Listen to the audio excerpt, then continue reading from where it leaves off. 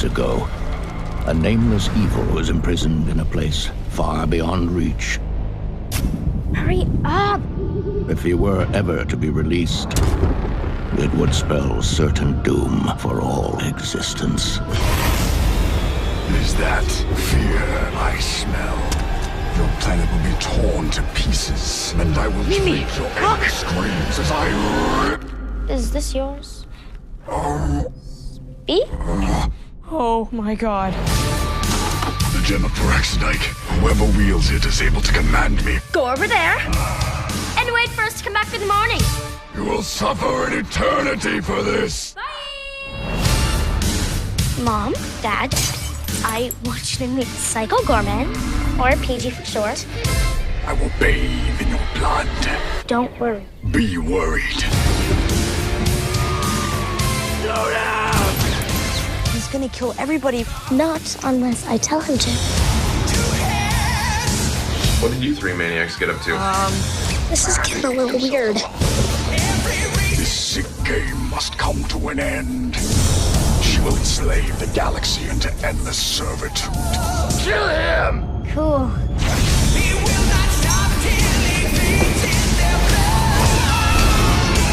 The ultimate evil has awoken.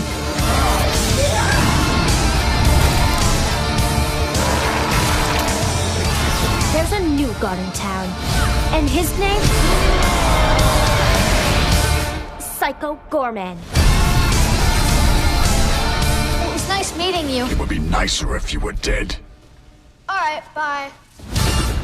First, I want to start out. I want to thank you for making my morning. I watched Psycho Goreman as I was eating my breakfast today, and it just made my fucking day. I haven't had like this much fun like watching a film in a long time. It was just like an awesome piece that seemed like it was just kind of like celebrating everything I loved, like growing up in the 90s and everything.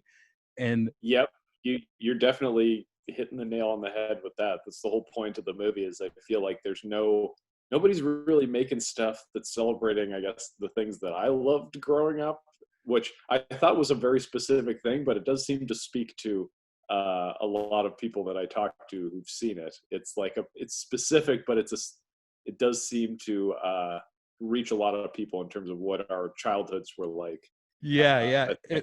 Media we consumed growing up. Yeah, and as fucked up and over the top things were too, it kind of like left me with like this warm feeling in my heart after it, which was awesome.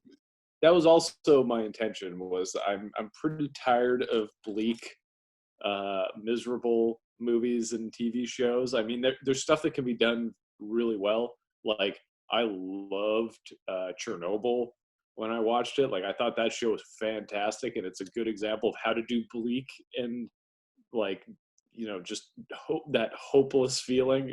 It can be done well, but I feel like so much stuff is chasing that almost out of spite, I was like, I'm going to make a fun movie.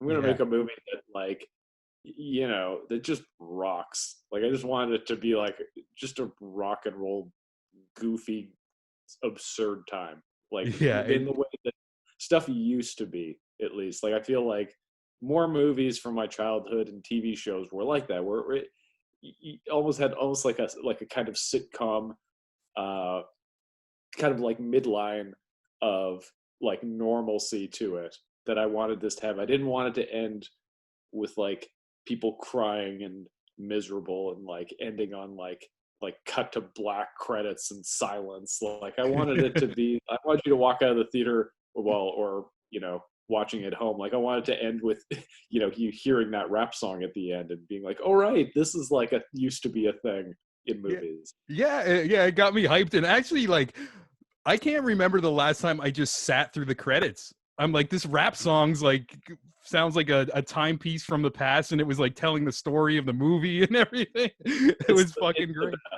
I'm jealous of how good that song is, because I kind of feel like it steals the movie. Because there was a period, once I got that song, I just listened to it on a loop over and over again, because I was like, this is the best thing. This is the best thing in the movie right now.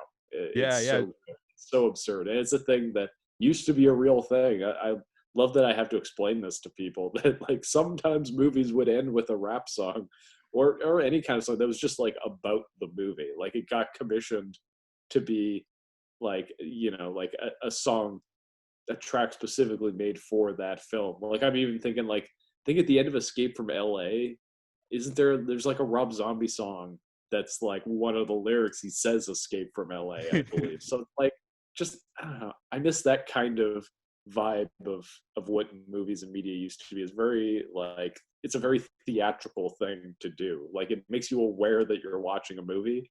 It's not, it has nothing to do with realism. It just has everything to do with like, how can we get the audience as pumped up as possible?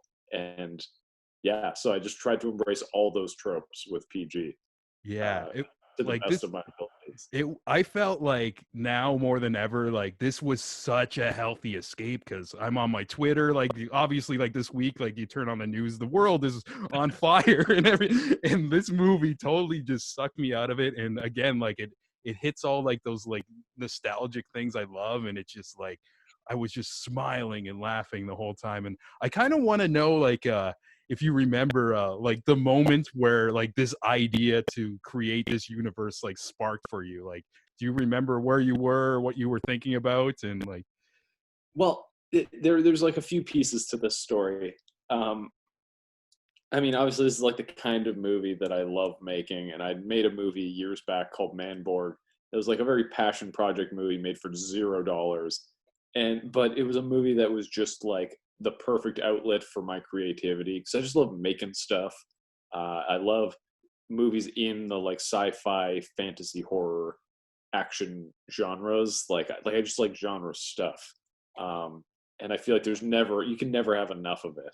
And it's just such a like video store type of movie. Like it's the kind of, I want to make stuff that like you would see the poster, like you'd see the box art on the shelf and be like, I gotta rent that movie.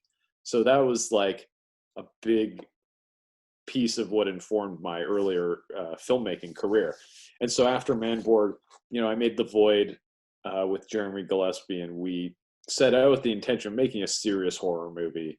But during that process, it was such a long like hell making that movie for a million reasons, but also just creatively, I felt like I wasn't satisfied. Like as much as I am proud of the work that we did on that movie, I don't feel like it really pushed all my creative buttons properly. So after that, I just kind of felt this like longing to make a thing that I could be passionate about. And I had so many like half realized ideas bouncing around in my head. And one of those images was this monster sitting at a drum set. Because it just made me laugh. And I imagined it almost in like a Calvin and Hobbes style art. Is it Jim Watterson who did Calvin and Hobbes? Like his like art style of just this big guy, big monster man sitting at a drum set. It made me laugh, but I didn't know what to do with it. And so then after I made Leprechaun Returns, I was back home watching movies, trying to relax. And I was watching a movie called Rawhead Rex, which is a movie that I remember the cover as a kid, but I had never actually watched it. So I was like, I'm going to sit down and give this movie my full attention. Of all the good movies out there to watch, I decided that day that Rawhead Rex was the one.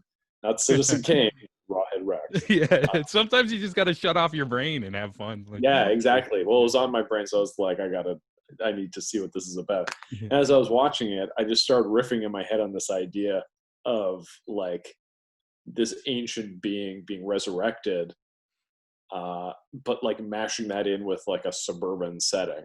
Because I don't feel like that movie really like takes that idea anywhere particularly interesting. It's just a like kind of run of the mill monster movie once he's resurrected, starts killing people, aside from a few very absurd moments.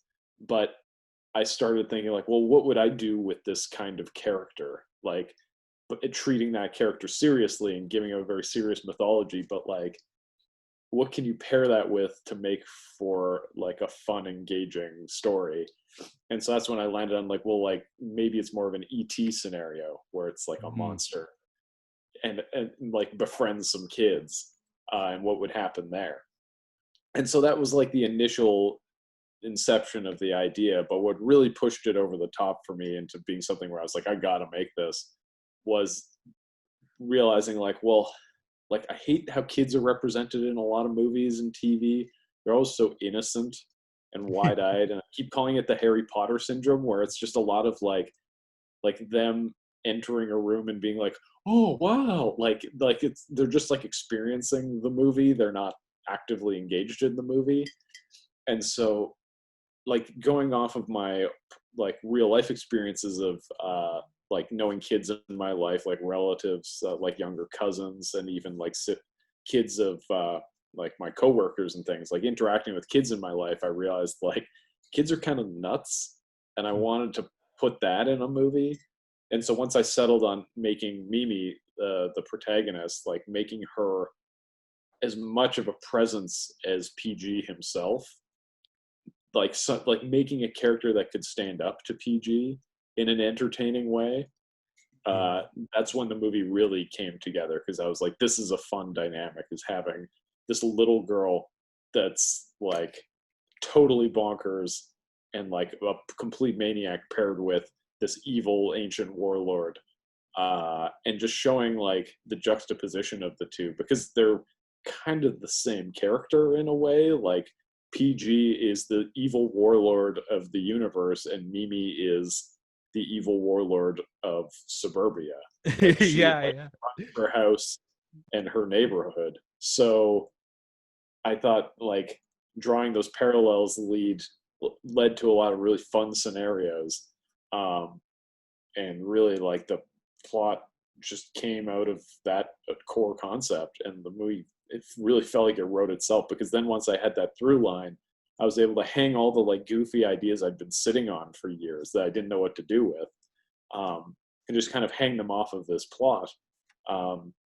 And so that's also why the movie is so all over the place in terms of its like creatures and situations. Like, there's like no consistency to anything, which is the charm of it, is that it's like, I wanted it to feel like you're cramming like this much movie into a movie that's this big. Like I like that Masters of the Universe structure of, you've got this giant universe, you could do anything with it, but we're going to spend all of it like in small town suburbia. Like, we're going to spend it in like a house and a forest and a warehouse. So when I committed to that, it became fun coming up with ideas of how to make the world feel bigger and how to cut away to stuff to make it feel like this giant movie, even though it's a really tiny movie. So yeah, it was super fun to kind of think up those scenarios and come up with ways to kind of like subvert expectations a little bit, but also I just really want to deliver on the like fun arc that those types of movies should have, that I feel like when people get too bogged down with subverting expectations, they forget that like your movie needs to have almost like a Rocky movie type arc, where it's got to end big, and you got to be you want people like cheering by the end of the movie. Yeah, you even like, had the montage moment when they built the band together and everything. Of course.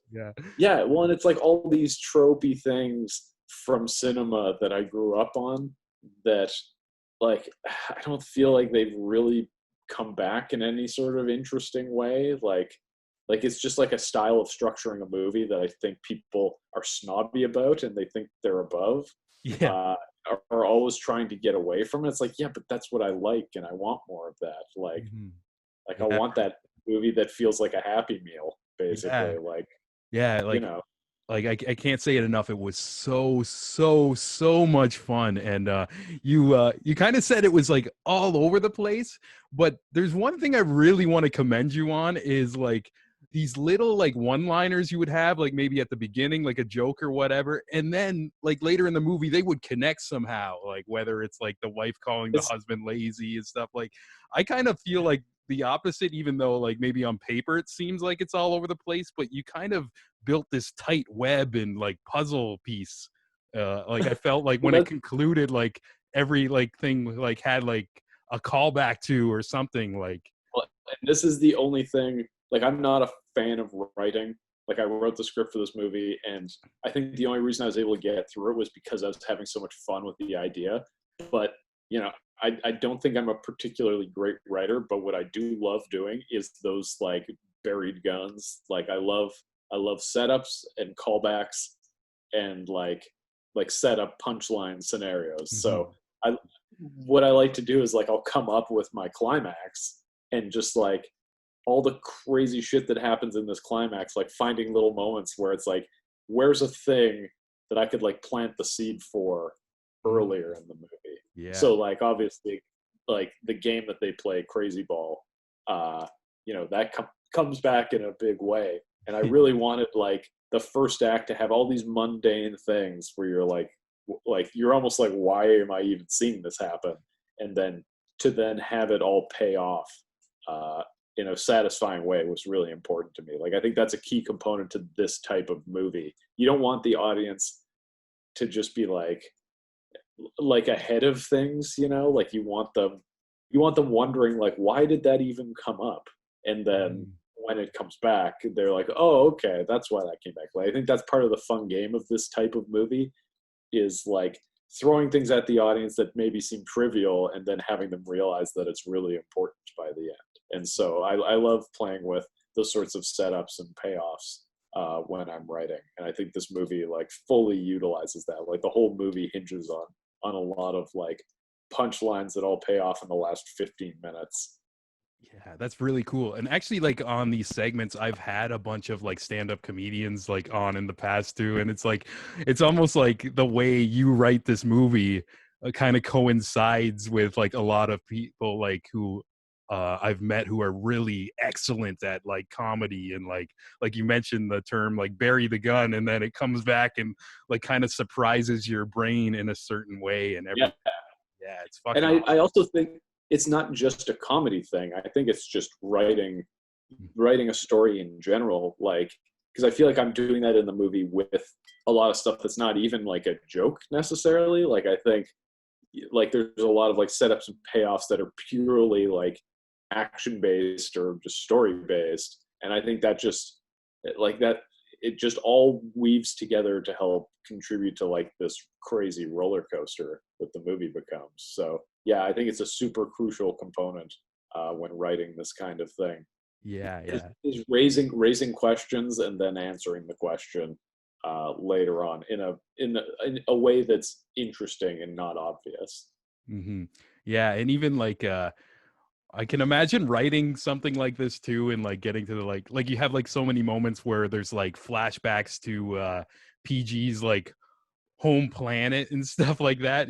As you're writing this out, are you ever thinking it's like, oh shit, this is going to be a lot of work, or how am I going to pull this off? Or well, that's I guess the testament to my ignorance is that I do this every time to myself, where I write a script and I'm like, I can do this. It's not a big deal. Yeah, like we go see Gygax and we see all these slaves working away, and we see like I'll write a thing like montage of PG destroying the universe.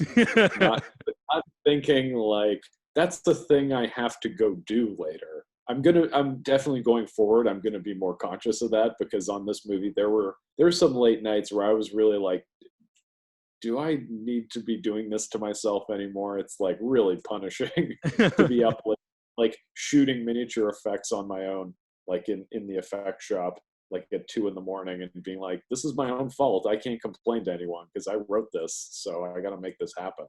Yeah. But yeah, it's a thing where I write it and I think I maybe like oversell what I have time to do. But I at the same time, I also like, I want to be ambitious. I'd rather be ambitious and fail than like, I don't know, write a small movie that underwhelms. Like I don't want to make that movie that goes on Netflix that people watch and they're like, oh, that was an interesting little movie, and then immediately after they say that, they forget the movie. Like, I would rather make a huge crazy thing that's a failure than a small thing that's okay and then people don't remember. You know? I love the spirit, and I'm actually excited for this to get released. I'm excited to hear what other people think about it too, because like I love this, and it's like even though it has like all the tropes from 90s movie too, it just felt so like new and fresh in a way. Like again, it's like almost something I haven't seen in a long time. Well, it's fresh in that I don't think anybody's trying to make this kind of stuff. Yeah. Like, I don't know, I'm not seeing anything really that's comparable to this. I feel like due to like algorithms and things like on what content should be right now. Like it's so much about just putting things in specific boxes, and it's like even just pitching on movies. Like people are always like so specific about what they want the types of movies they're making to be. And I was fortunate on this where like I had some very generous independent financiers who like came forward and were like, we want to finance a movie for you, come up with something crazy. And there was never any real conversations about like, oh, is this like marketable? Like, is this like, like what, let's look at the metrics of what audiences want right now. It's like, there was no discussion of that. It was just like, go make this thing. And we trust that you'll make a thing people want to watch because it's been proven in the past. Like you sometimes as a filmmaker, you just have to trust that like, if you like the thing, there's a good chance that other people will like the thing. And so just committing to that and not always thinking about like, well, what do audiences want to see right now? Like that to me is like the worst logic to approach a creative project with. It's like, no, tell the story you want to tell, and like audiences will find it. Like the right people will find the project. So I was lucky that I got to make the thing I wanted to make, and I didn't have to like jump through any hoops of convincing people that this movie needed to exist. Because I feel like if I had gone through those proper channels, we wouldn't be having this conversation right now. Like the movie wouldn't have gotten made because they would have been like, well, what else is comparable to this right now? And there wouldn't have really been anything, and it just wouldn't have happened. Because that's also the conversation always is like, give us an example of this exact thing that's successful so we can trust that you're making a thing that's already worked. And if that's the conversation you have to have, it's like, well, then I'm just making a copy of another thing. So what's the point? Yeah, that's amazing that you had the freedom to take the risk and like even having a backing behind it too. And even I noticed it's released on Raven Banner, like through them, and they've been putting out some awesome shit where it's just like all these movies that they've been producing just have like almost like it seems like these directors just like don't give a fuck. They can make the wildest stuff in their imagination, and it's very rare, and like I kind of commend that. And like even I know I get like a press release and it says Raven Banner, I'm like, I'm gonna check it out. Like I get excited, like it's gonna be they're something kind of great. the only game in town in terms of like genre distributors that actually care, which is awesome. And I mean they took a chance on Manborg, which I appreciate. Like, I mean, it's barely a movie. It's like shot on video in my parents' garage, but they saw something in it and we're like, we're going to put this out and we're going to like do a solid push for it. And it found its audience. So yeah, I'm happy that they're on board. And I know that this is like a project that they're excited about and they're going to push hard for. So yeah, we've got a good team behind it.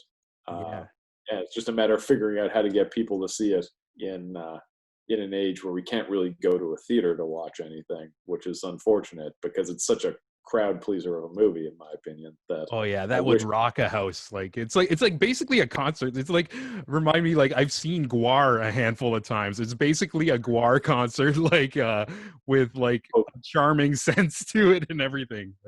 Gwar seems very excited about this movie. They've like reposted the trailer a few times. So no way! I didn't even know that. I hope they get to see it at some point. That would be really awesome because it definitely feels like a movie that's in that kind of wheelhouse for sure. And yeah, it's a good point. Like I want it to feel like a concert. Like I want it to be a communal experience where people go to the theater and you can all laugh along with it together and be like, "Oh, wasn't that nuts?" Because it's just a thing that I like doing and I miss, and I hope we can get back to it at some point because that's the whole point of making movies is to be able to enjoy it with people and watch audiences enjoy the thing that you created. So hopefully someday. Yeah, most definitely. And I was kind of like looking like on your IMDb and like checking out all your credentials too, and it seems like you're such a jack of all trades in like just almost everything in film, from like makeup to writing to directing. And I just kind of like want to know like a little bit about like how you first like got like the spark to want to get into like the film industry. And did you have like, were you set out to be a director or were you doing something else? And like, I mean, as a kid, I was always being creative, making stuff. My mom's an artist, so I think I inherited some of that. So I was always like drawing and sculpting and painting. I didn't really know what to do with it as a kid, and I was a passionate movie fan.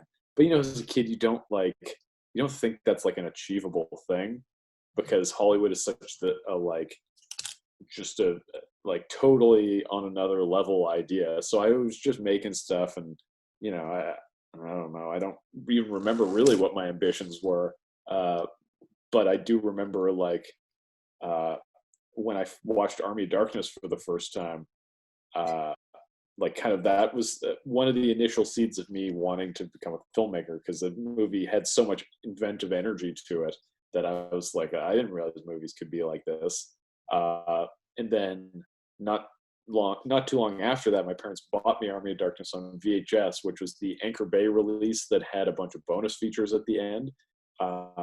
So when I watched those bonus features and I saw like the guys at Kane VFX making monsters, and they're all wearing heavy metal shirts and they got long hair and beards, and I'm like, oh, look at these guys. I'm just like having a good time making monsters. It suddenly became accessible in my mind. Like I suddenly felt more confident that like, oh, I could be one of those guys. And so that's how I started pursuing a career in makeup effects. I was making stuff on my own, and I mentored a bit, or I apprenticed under Doug Morrow, who's an effects artist in Winnipeg, which is where I used to live. My family's from there. And so I worked for him on a bunch of shows, honing my skills as an effects artist. And I moved to Toronto and started working on bigger shows. And while I was doing that, I was making my own little movies on the side, and I made Manborg. I had met the Astron 6 guys at that point, so we were making movies together. But the like director thing was always like, this is what I'm doing on the side. Almost like that's the hobby part, and prosthetics is my career, because I was actually able to make money at it. But then once Manborg took off, it just like kind of built from there, where like me and Jared teamed up to make The Void. We were making Father's Day with Astron 6. There's just all these opportunities to continue directing that eventually like that sort of became more my thing. And so after Void, when I did Leprechaun, that was my first like paid director gig, where I got paid like the proper amount a director gets paid, which was pretty substantial. And so after that, I was like, I think this is like a pretty sweet gig to have. So I wanted to keep pursuing that. So yeah, now it's like my work is basically balancing directing projects and also working in prosthetics. Like I did 4 episodes of Day of the Dead for Sci-Fi Channel last year. That was like a good chunk of last year for me. And so now I'm taking a break from the directing side, and now I'm doing effects back at Masters Effects Toronto. So I'm working on Umbrella Academy and The Boys, and there's a few other things floating through the shop.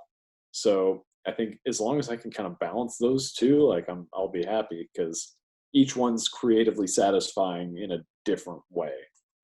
Like I love sculpting and painting and fabricating monsters and gore and that kind of stuff. I love getting my hands dirty, but then I also like the process of directing and like working out shots and working with actors and things like that. Stuff is equally as fun to me, but in a different way. And so yeah, I just like doing everything. I just like the process of making movies. Like my ideal fantasy scenario is just continue to make projects where I also help make all the monsters for it, and then I take them to set, and then I direct the scenes with the monsters. Like that's doesn't get any better than that for me. So I got to do that with PG because I worked a lot in the shop helping build all the creatures. So hopefully I can line up another project like that where I can have that freedom, because it's like really satisfying to be able to do both at the same time. Yeah, that's so awesome. And I think that's what's going to make you just so special in your career as a director, like knowing how to do all these different hands-on things. It's like, as I'm listening to you talk, it's like, seems like just that years of doing that is what created PG, and it couldn't have happened unless you took the route of doing the prosthetics and the horror and like all that. And it just kind of all came together as like this magical thing in a way. Definitely. Like it's definitely the comfort of having experience in both that led to the project, because I feel like if I didn't do prosthetics at all, like I could never in a million years like write a script like that and be like, this is all achievable. But because I was like, I had the experience when I was writing, I was like, I know how I want to build these things. I know how I want them to look. I know what it's going to take to make them. I know the time it's going to take. So I can approach that stuff confidently.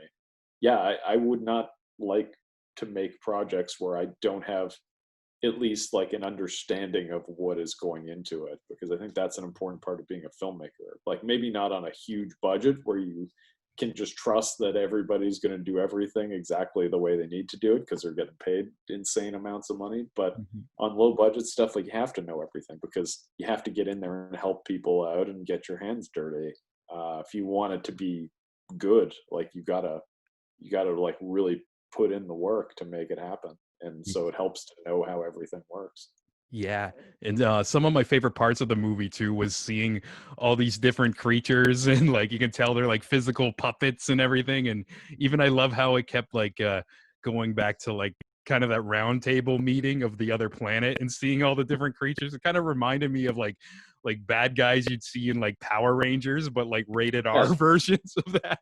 Oh, totally. It's definitely a little bit of like Power Rangers, but also I keep mentioning to other people interviewing me about this that like there's a bit of the Star Wars prequels as well in it. Like I have a weird nostalgia for the kind of confusion I felt as a kid watching Phantom Menace for the first time and like reading that title crawl that's talking about like trade disputes and being like, huh? Like being 13, being like, I don't understand any of this. So I wanted to have a scene of aliens talking a bunch of like, you know, like kind of political garbage, space garbage. It was like, funny too. Like talking about like it's clear that the Gygaxian Unity Accords have failed us. Like that line is deliberately supposed to be like a prequel line where you're like, what is that? Like, Yeah. I don't care. I love that vibe of like just too much plot, being like too much plot and too much mythology in a scene where it doesn't matter. Yeah. So yeah, that's kind of my intention with the council members is teasing this bigger universe, which is not all excitement. It's also like boring discussions. Yeah, but I feel like even I got the vibe as like you're listening to them all talk, you're totally like parodying that, like so it wasn't boring to watch when they're just like spewing off like jargon about the universe and stuff like that. Especially the characters were so ridiculous looking and everything too. Well, that was the whole point of it, was that they're spouting boring nonsense, but it's like you're cutting to a guy whose head is in a glass tube. And, like you're like, why? Like you're just the whole time you're asking questions of like, well, what's his deal and what's that guy's problem? Like, I wanted to go to like the good Star Wars movies. I wanted it to feel like the bounty hunter lineup in Empire Strikes Back, where you see this lineup of characters and you're like, whoa, like what are those guys' deals? Like somebody, please, could we just pause the movie to explain what's up with these guys? Like, who is Dengar and why is his head wrapped up? Like that kind of thing. So with the council scene and also with the Paladins Obsidian who show up, PG's like former crew that he ends up fighting. I wanted each character to be wholly unique and feel like just like action figures translated into movie form, where they're just totally like separate designs mashed together, and like some unfortunate designer had to figure out how to translate them into being a physical costume. Because that's also a trope that I love that I don't think people acknowledge enough, is like stuff like Masters of the Universe or any like video game movie. It's like translating a thing that exists only as like an action figure or as like, you know, in a comic or a video game. Trying to make that into a real tangible thing is a challenge, and I feel it's funny to watch people fail at that. So I wanted these characters all to kind of feel like weird in that kind of way, where it's like there's nothing practical about the thing I'm looking at. Like, what is with this garbage can man full of body parts? Like maybe that works in a video game, but not in real life. So I wanted to definitely give it that vibe of like having to awkwardly translate things into a movie form, and it maybe not working 100% of the time. Oh, it was amazing. They did remind me of like He-Man figures and stuff like that. That was really, really totally. cool. Yeah. Well, I even with like Cassius 3000, the character that has like the bird on his shoulder. Yeah, he Like, was I my don't- favorite. Which is funny because his design, I deliberately wanted like his wardrobe and stuff to be kind of lame. Like I wanted him to be the least cool one, even though he's still awesome and I love him. But like I wanted him to be the one that when you went to go buy the toys, like he was the one that was still on the shelf because the kids all bought like Witchmaster or something or Dark Scream. And they're like, I don't want Cassius 3000. He's like kind of the one. I loved trying him to- because of like the little exchange him and PG had. I forget the exact line, but they were just kind of like Where he- had it seemed like they had like this long, deep rooted history, but it's only mentioned for like 5 seconds. I was like, that's fucking fire. That was the whole point of that, was to be like, why does PG not trust him of all these guys? Yeah, he's like I surrounded don't by- trust any, or like he's like the only one he doesn't trust or whatever. Yeah, he puts his trust in the rest of them, but not Cassius. Like, he put his trust in the weird witch lady. She's fine, I guess. Or Yeah, the, like, wow. lady made out of tombstones. Yeah. Did you film that fight scene at High Park as well? No, that was in St. Catharines. Okay. Yeah, most of the movie shot St. Catharines and Welland is where the warehouse is. And so, yeah, it was a forest that was just adjacent to our producer and financier, Jesse. His house was just across the street from that forest. And so we, trucked all our gear down there, shot for 2 days, sprayed blood everywhere, and then up and left. And apparently we're banned from going there again. I guess the like local park police or whatever, like Finding want us witch back. heads and like Yeah, I'm sure we left a little bit of a footprint there, and some poor jogger had to run through all that blood that Death Trapper sprayed everywhere. But whatever, that's making movies, especially low budget movies. Sometimes you just got to burn a location to get what you need. that's Hope fucking you don't fantastic. have to go back and do reshoots. Yeah. Was there any time like as you were shooting this, like maybe some random person came by or like was walking by and just looked at like all these creatures and was like, what the fuck is happening? That happened a lot. The scene where it's like Luke, Mimi, PG, and Biocop are like walking on the path and they're having their little conversation about love. Like we did not lock down that pathway, so there was people like jogging and biking by, and everybody, to be honest, was like very chill about it. They were just like, oh hey, how's it going? You see cameras and like crew standing around, you know what's up. Like there's I don't think there's a lot of like nobody's gonna have a heart attack seeing PG walking around dressed like Dr. Grant from Jurassic Park. So yeah, thankfully the locals were very accommodating. We didn't really get in any shit while we were shooting, which was nice. Yeah, that's really cool. I'm actually from the Niagara region too, and when you were going through like the suburban areas, when he was like in the back of the truck too, it's like I'm like I've seen these neighborhoods before, so that's like really cool too. Yeah, well, it's one of those untapped areas for filming. I mean, like I guess something like Hamilton is the hot spot right now. So we decided like, well, we'll just go a little further out, like a little further west. And Jesse, the producer, like he and Stuart, our other producer, were all located in St. Catharines. So it made it easy. Like his house became our base camp for shooting. And we used his backyard. That's where that played as the Hallenbeck's backyard and also the graveyard. So we dug up his backyard and pretty much trashed it for the movie. So yeah, we definitely made use of the like St. Catharines geography.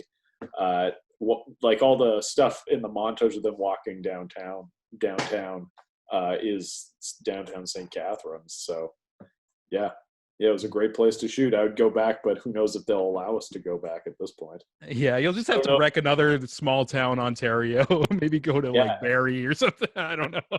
yeah, we'll just have to find a different spot. But I don't know if you've ever been to Lester D's in St. Catharines, the I, diner, but I haven't actually. I highly recommend it. My friend Jay runs it. He's another effects artist in Toronto. Hmm. He owns it. And so great food, and it was a great shooting location as well. So shout out to Lester D's in St. Catharines. If you want good burgers and great milkshakes, that's Yeah, your place. shout outs to them. That's got to be cool having a friend like at a restaurant too, just so you can take care of like your crew and everything. Yeah, well, he offered it up. Like I've known him for at least a decade now, and very early on he offered it up as a shooting location. So I deliberately wrote it into the script. I was like, well, he made the offer, so I'm putting it on paper now. We're taking advantage of this. And yeah, it was great. They were very accommodating, letting us shut it down to film in, and it's just a fun looking location too. Like perfectly suits the movie. So yeah, we lucked out. We had a lot of very generous people contribute time and resources on this, just for the hell of it, which is always great when you're making a low budget movie. You can't afford to pay a lot of people. Yeah, amazing. Also, I wanted to ask, like, I know you're right now like focused on promoting this movie. It's not even out in Canada yet, January 22nd on VOD. But do you have like any ideas in your head tinkering around for your next project, or you're only like focused on PG right now? I mean, it's a lot of this, yeah, PG stuff. I've been doing some stop motion. Like when the lockdown happened, I busted out all my stop motion gear and started doing some little animations. And so I'm starting to get a taste for that again. So I'll probably make something in the next few months once this stuff ramps down a little bit. I've got a few of my figures behind me I've been working on for stop motions. So yeah, I'm going to work on that. I mean, of course, there's talk of like, well, is there going to be more PG adventures? So I would like to do that as well. So Yeah, maybe have Guar appear in one of the planets or something. I mean, that would be awesome if they went to Planet Guar at some point. Yeah, I mean, there's no reason why I couldn't write them into a subsequent adventure. So yeah, it's just trying to figure out what that's going to be. But also trying to give myself a little bit of a mental break, because the Day of the Dead took a lot out of me last year. Like it was a very grueling shoot. Went great, the crew's great, it was super fun, but I find after a shoot I need like a few months to just recuperate. And Yeah. you know, with everything that's going on in the world right now, I'm trying not to push myself too hard. So let my brain relax a little bit, noodle on my stop motion stuff, do a little bit of writing here and there. And we'll kind of see what develops as well. And I mean, my career has been had so many like weird left turns already. I wouldn't be surprised if something came up in 2021 that I started doing, like a totally random thing. I mean, I was not expecting to direct a Leprechaun movie in Africa, but that happened. So Wow. yeah, I mean, anything's possible. So we'll see where things go. Yeah, that's so cool. And it's cool that to hear your mindset too, like you're going at your own pace and everything. I think that's really important to kind of breathe, especially like these times too. And like I talk to a lot of creatives on the show, and like lots of them kind of talk to me about like stress and pressures and stuff like that too. So yeah, I think you kind of got like the right mental attitude going forward. And like, yeah, that's something I need to remind myself as well too. So like, Yeah, cool to hear. well, it's like sometimes you just got to do what makes you feel good. And so yeah, making little stop motion figures to me like is satisfying and low impact. And so I'm just going to noodle on that, and we'll see where things go. Yeah, it's cool to see your little setup in the background. Actually, most people who listen to these episodes are on Spotify and iTunes, but I just a reminder, I have started putting these on YouTube, and it seems like those episodes only get like 10 views or whatever. But if you guys want to check out his little setup in the background, go subscribe to our brand new YouTube channel as well. But yeah, Oh, nice. that's really cool to see all your stuff there. And yeah, it's so cool to like meet you two, like so fresh after watching this film, and not only just any film, just like a film. Like I think I adore this thing. Like I want to watch it again. Like it's fucking awesome.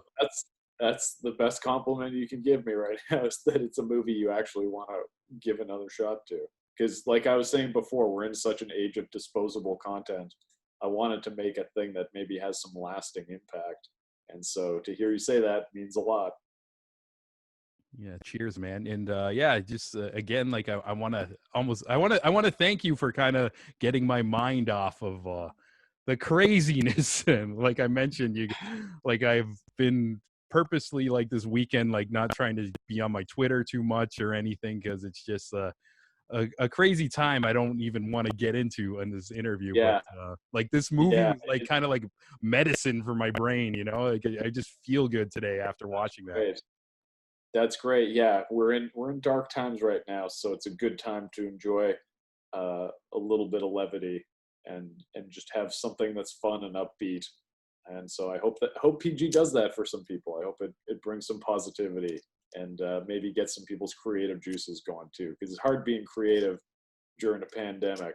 I feel like circumstance threw me into being creative a lot more than I was expecting to be. Mm-hmm. But just in terms of like wanting to do my own stuff, it's tough when, you know, the world is the way that it is right now. So hopefully somebody watches PG and is like, I'm going to go write my own movie, and, you know, can maybe spark that creativity in somebody. Would be nice. Yeah, definitely. It is inspiring to see like something just so wild and free and fun and funny and everything. But I kind of got a fire from it, and it just makes me want to make shit too, which is awesome.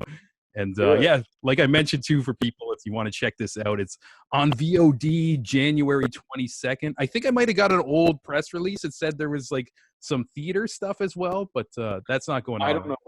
I don't know what the theater situation is right now, unfortunately. Yeah. I should really be more up to date on what this actual release is, because everybody's asking me and I'm like, I don't know. Yeah.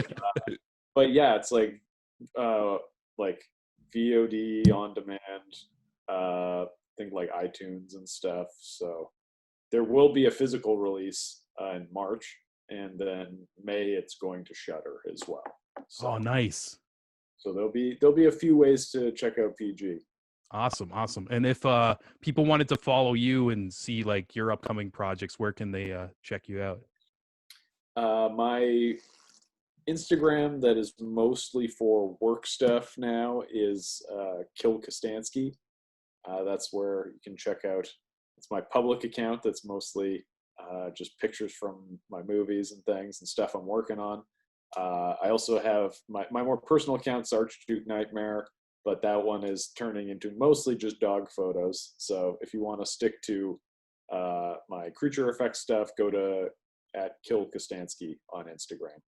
Awesome. Well, I'm a new fan. I'm following both those pages actually right after this interview.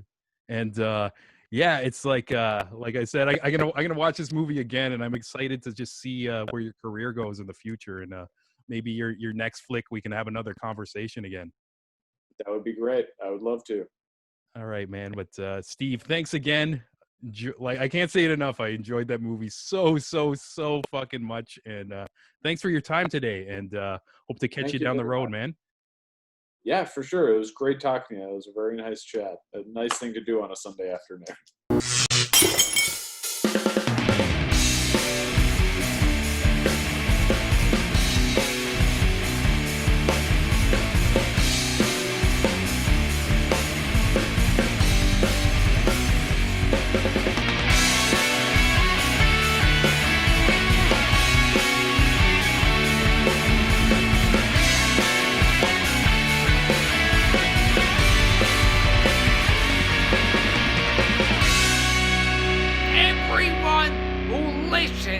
To the Creative Imbalance podcast can burn in hell.